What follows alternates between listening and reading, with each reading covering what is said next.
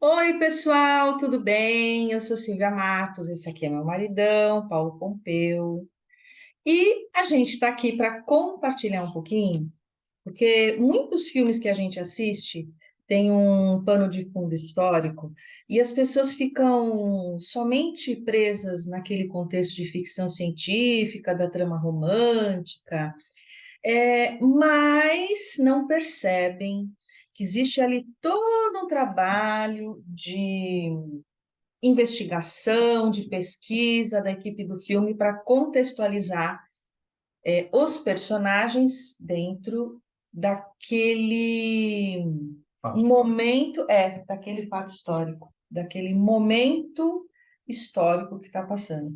Que muitas vezes, dentro daquilo que a gente percebe de história, passa, não faz parte aqui da nossa realidade, mas a gente está trazendo como exemplo, um filme que é disponível até na Netflix, que é como é que a gente pronuncia ele? Dunkirk. Dunkirk é pronúncia inglesa e Dunkerque é a pronúncia latina. É. E aí o que acontece, né? Tem todo um drama das pessoas que estão, do ponto de vista dos combatentes que estão ali, né? Está acontecendo. Então, o Paulo gosta muito de estudar história. E a gente veio compartilhar um pouco do que é esse contexto, né? O que deflagrou Dunkirk? O que está acontecendo ali no filme historicamente? Dunkerque é uma região entre a Alemanha e a França, denominada os Países Baixos. Tá. Aconteceu no início dos anos 40, quando o exército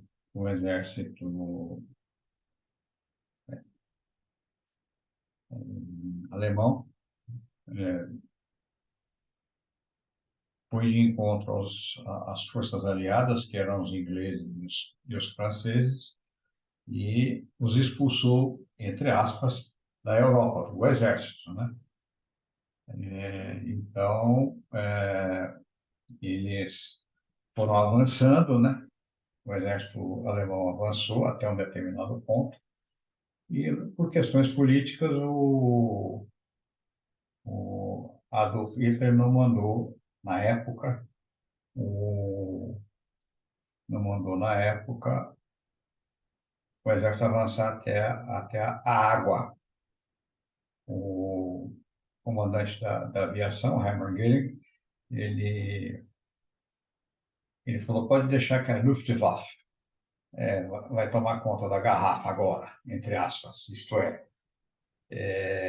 vai dizimar o pessoal. E do lado inglês, foi escalonado todo mundo que tinha barco para poder fazer o resgate das forças aliadas que estavam em plena praia. E foi isso que aconteceu. Os exércitos aliados estavam todos acantonados na praia, sofrendo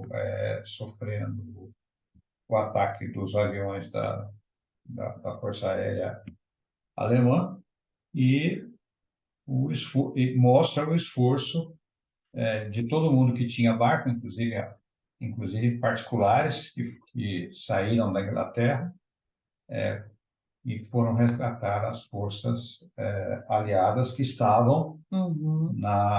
esperando na praia esse resgate. Tá. Então, Foi no isso que contexto aconteceu. de Segunda Guerra, né? Em termos históricos, foi isso que aconteceu. Tá. E, consequentemente, os personagens do filme, cada um com a sua característica, foi levado a participar desse tipo de coisa, desse tipo de evento, de acordo com a visão do diretor do filme. É. E tinha um convite, né, olhar e trazer luz para esse lugar em que as pessoas percebem que correm risco, né, de morrerem, e o que as motiva, né, para que a gente percebia assim, as pessoas era tão ameaçador, né, aquele lugar, porque em meio àquele ambiente de guerra, que as pessoas sabiam uma coisa, o que tinha mais probabilidade era de se morrer ali, né? Era de Eles, não sair mais dali. Era, eles, na verdade, participantes aliados que iam sair do lugar onde eles estavam sofrendo ataque. E os alemães venceram a guerra, aquele pedaço da guerra no início da Segunda Guerra Mundial, em 1940. é. Então imaginem ali toda a trama do filme vai tratar do emocional e das expectativas de se salvar, das expectativas de retomar uma vida, das expectativas de sair dali. É, e aliado à proposta de patriotismo, né, dos países aliados também, né? Também. É o apelo, né? Uma dualidade interna, né? Eu tô louco para sair daqui, pelo amor de Deus, venha me resgatar, mas também percebi assim em alguns personagens esse esforço de corresponder a esse chamado patriótico, né? E também salvar o máximo de pessoas possíveis, né? Porque eles não queriam que a guerra terminasse ali, e sim fosse uma fase só da guerra, né? O início da guerra. E a gente sabe hoje que realmente foi o que aconteceu. Eles salvaram esses, esses aliados que estavam na praia e, em 1944, em 6 de junho de 1944, eles voltaram com os outros aliados, porque principalmente os Estados Unidos entrou na guerra e ajudou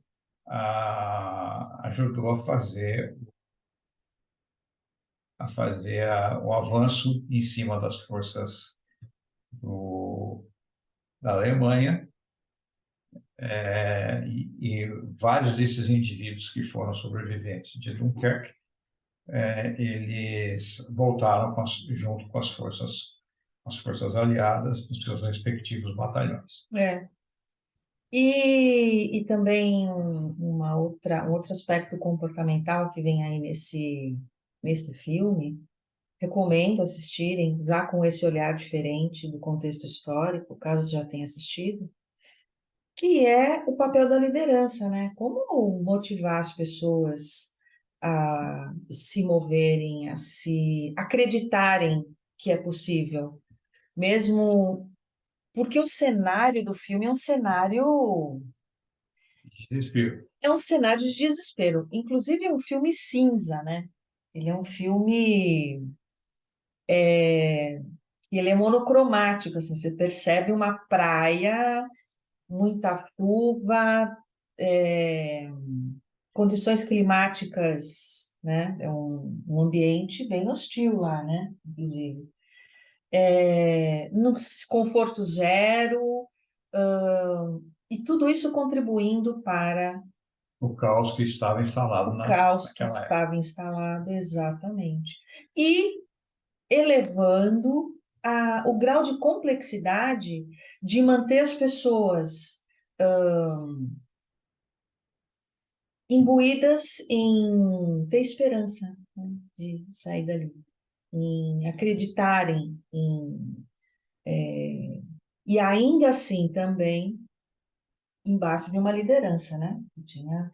O filme trata de Tinha líder, uma liderança militar, exato, naturalmente, e uma liderança política, principalmente naquela época, porque o país Inglaterra era o principal alvo das forças alemãs. Os Estados Unidos ainda não tinham entrado na guerra. Então, França e França e Inglaterra eram os países que estavam envolvidos, e eles, entre aspas, tomaram uma surra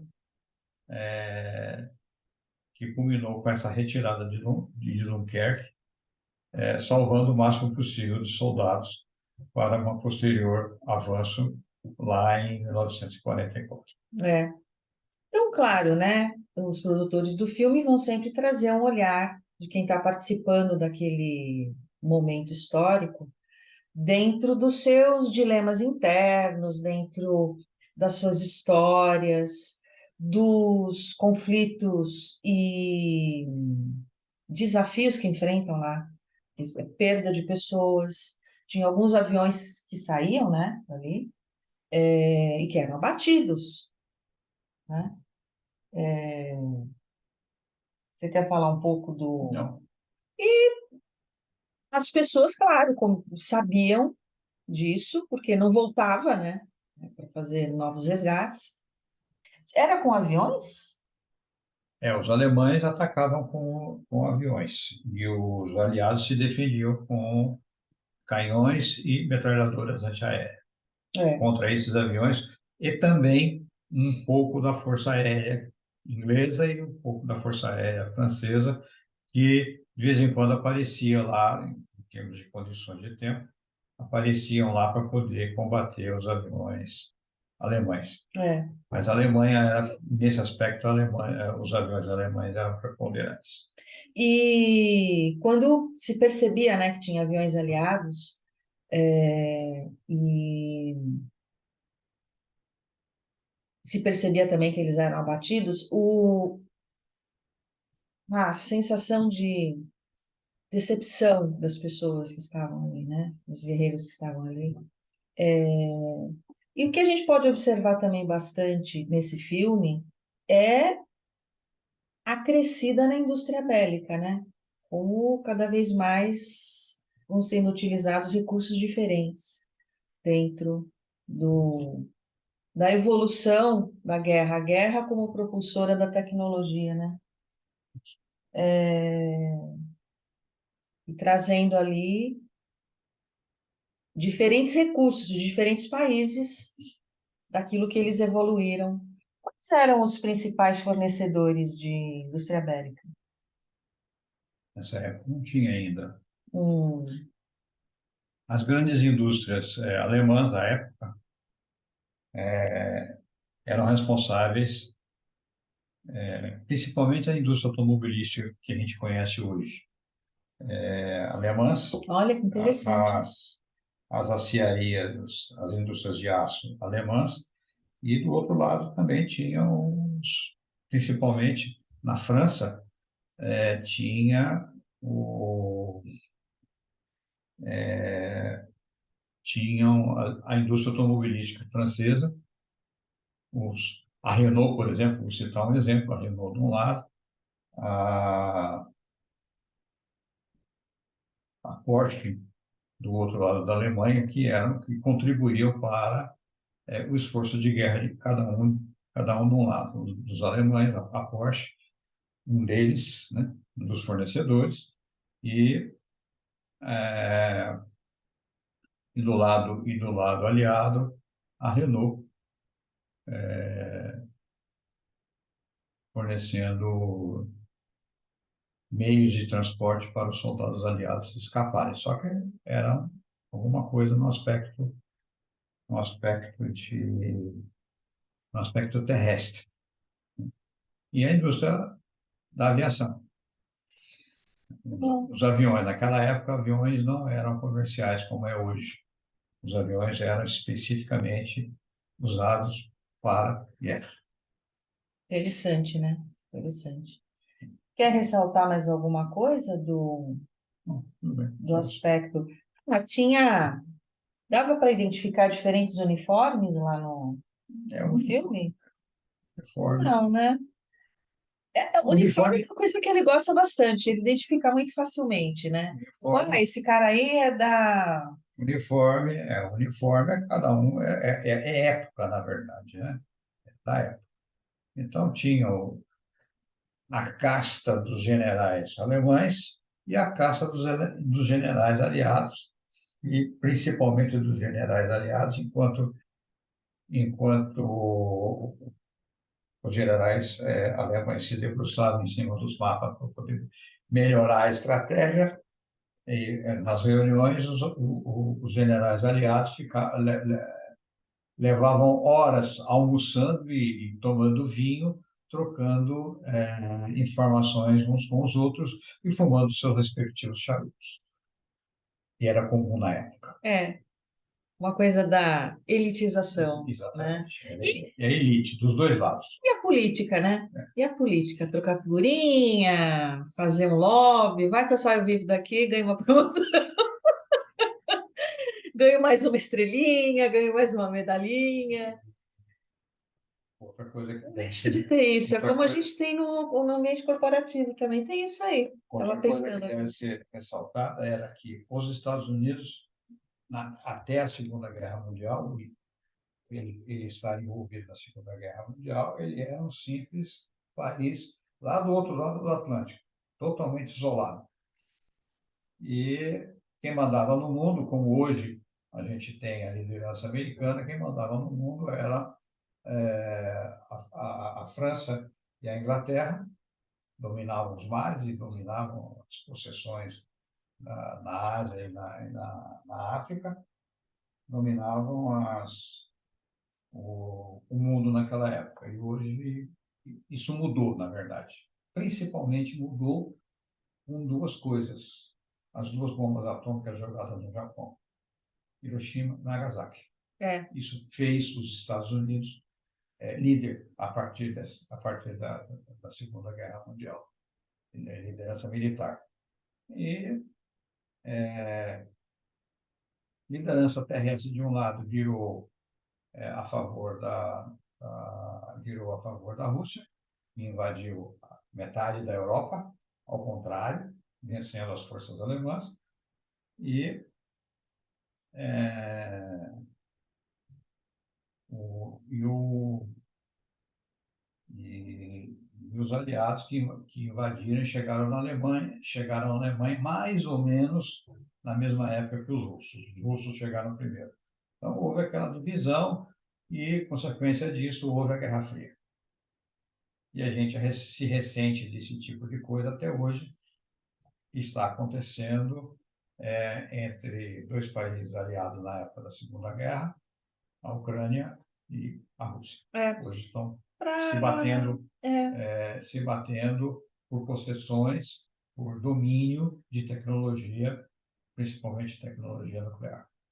para a gente ver que muito do contexto geopolítico hoje, né, do que a gente pode observar de poderios de reposses e separações e uniões, ou tomadas de poder, né, tomadas pelo poder e pela força, vem de evolução e de estratégias dessas partes envolvidas, né? Que não dá para se prever, mas a gente pode avaliar e analisar dentro da história heranças desses fatos que explicam, não justificam, mas trazem uma luz do que isso gerado atualmente, acontecendo atualmente, tem como propulsor fatos históricos, o que já vinha acontecendo antes, né? Então, Dunkirk é um filme que traz esse suspense e esse convite do que vale a pena, né? De como que as pessoas, seres humanos, são envolvidos nos aspectos decididos pelas lideranças em termos de confronto de homens, porque precisa de seres humanos ali, cada vez menos, né? Tá precisando de seres humanos envolvidos. Você aperta um botão, já pulveriza o outro lado, mas o quanto que esses humanos, as emoções, as expectativas, a visão da sobrevivência e da compassividade, né? entre eles, atrás dos canhões e atrás de um comando de avião De blindado, naturalmente. e de blindados, bate um coração, né? O pulso pulsa e bate um coração. Está imbuído ali um patriotismo, está imbuído ali uma missão, tem um contexto de sobrevivência também muito grande, né? Então, as emoções envolvidas ali em Dunkerque. Quer fazer mais algum comentário? E tem um aspecto econômico, né, mundial, que é aliado a esse tipo de coisa. Exato. Eu volto, Impactado, né? eu volto mais atrás ainda, dizendo o seguinte: Portugal e Espanha, numa determinada época, lá pelos anos 1500, só para poder dar uma característica, já foram, já foram donas do mundo. A Exatamente. gente verifica, por exemplo, que o Tratado de Tordesilhas, que a gente tem, como a gente estuda aqui no Brasil, a história, tanto de Portugal quanto de Espanha, o Tratado de Tordesilhas dividiu o mundo em dois, e na época, ratificado pela Igreja do Vaticano. Eles eram empossados como dono do mundo.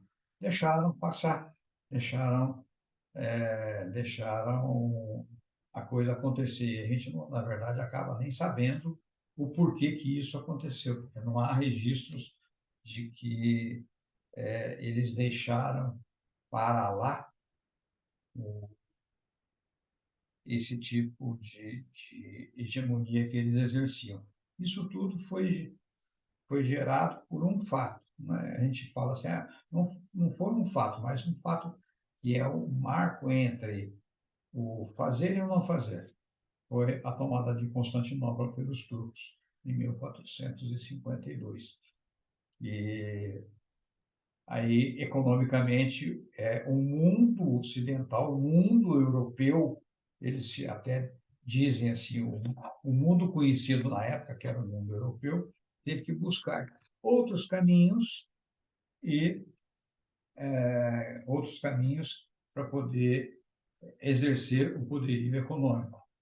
Veja E, como uma coisa leva na outra, né? então, esse tipo de coisa são marcos que existem Exato. e que a gente leva em consideração E a para dizer que o gente mundo de hoje é graças a essas coisas que é, aconteceram é em no passado. consequência, é verdade, verdade. E como a gente às vezes desconhece essas nuances, né,